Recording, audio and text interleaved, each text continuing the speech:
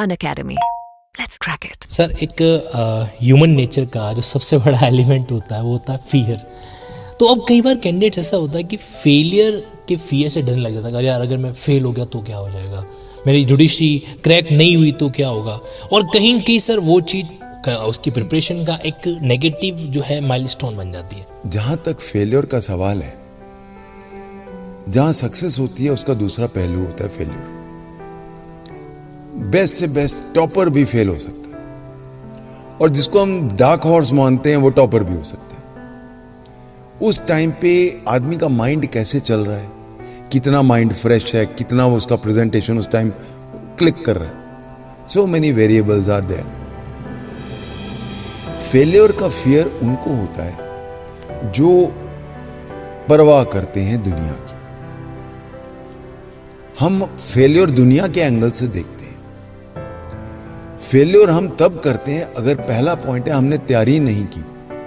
जब तैयारी नहीं की तो फेलियर तो होना ही है ना। फेलियर का फियर एक नेचुरल फियर है जो जिसका आंसर भी कोई नहीं है हमारे पास।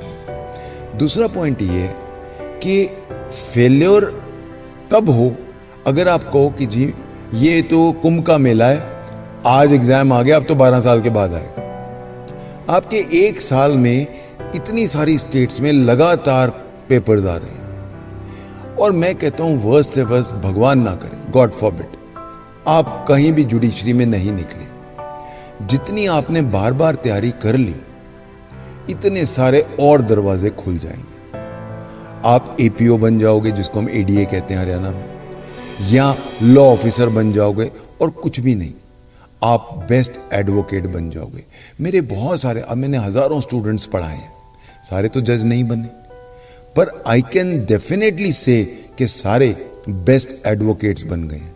मुझे बहुत सारे स्टूडेंट्स मिलते हैं, कहते हैं सर हमने 3-4 महीने सीनियर के नीचे काम किया, सर हमें उनसे ज़्यादा नॉलेज है, मैं तो खुद अपने बेस पे कर रहा हूँ। सो एक अगर कुछ ना हो, कम से कम हम बेस्ट एडवोकेट तो हो जाएंगे और लाखों रुपए कमाएंगे उसके बाद। So don't worry, worst to worst के लिए प्रिपेयर हो जाओ कि चलो मैं मेहनत करने के बावजूद भी मैं पास नहीं हुआ, कोई बात नहीं, मेरी लॉ की नॉलेज तो मेरे से कोई ले नहीं सकता। मेरी लॉ की नॉलेज मेरी वेल्थ, जो मैंने वेल्थ एक्यूमुलेट कर रही है, उससे मुझे नहीं पता। अब आप एक मेरा एग्जांपल लीजिए कि मुझे पता था कि मैं आईपीएस के बाद लॉ को यूज करूंगा पैसा कमाने के लिए, पर कमा रहा हूं ना लॉ की नॉलेज से। और मैं आईपीएस में तो मेरी इससे आई थिंक 100 सैलरी भी नहीं थी।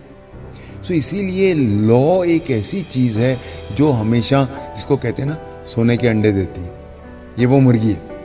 सो एक एक चीज़ की कंसेप्चुअल क्लैरिटी कर लो और लॉ के मास्टर बन जाओ। फिर फेलियर जज में नहीं निकले वो फेलियर नहीं है, कुछ कर नहीं पाए वो फेलियर होता है, वो होगा नहीं, क्योंकि आपके लिए कोई ना कोई दरवाज़ा निश्चिंत खुलेगा। सर कहते हैं कि मंजिल की राह पकड़ तो सही है राही, मंजिल की राह पकड़ तो सही है राही, मंजिल ना भी मिली तो चलना तो सीख जाएगा। बिल्कुल।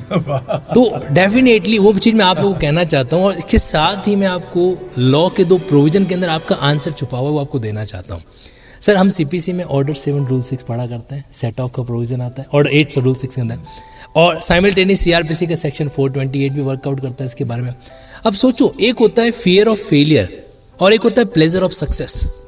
एक दूसरा वर्ड यहाँ पर मैं एड ऑन कर रहा हूँ, फियर ऑफ फेलियर और प्लेजर ऑफ सक्सेस। जब आपको आपका मन ही करे ना कि यार मैं फेल हो जाऊंगा तो क्या होगा, उसी समय अपने मन से एक सवाल पूछो कि अगर मैं सक्सीड हो गया तो क्या हो जाएगा।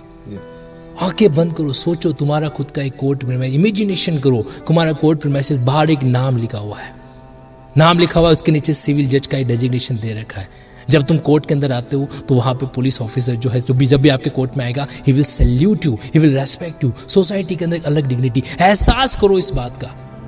तो प्लेजर ऑफ सक्सेस के बारे में जब सोचोगे ना तो फियर ऑफ फेलियर अपने आप सेट ऑफ हो जाएगा। What's personally I think so. और बाकी तो सर ने जैसा कहा है ना कि इसको आने ही क्यों देते हो, ये तो बिन बुलाया मेहमान है, गेट पे गेटमैन खड़ा कर दो, अपने हौसलों का एक गेटमैन खड़ा कर दो, वो आपके दिमाग के अंदर आ ही नहीं सकता।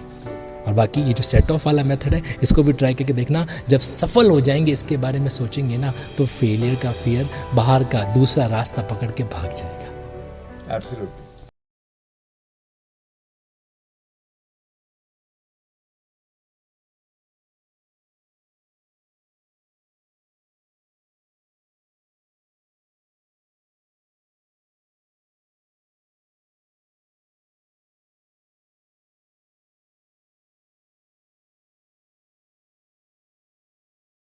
Unacademy.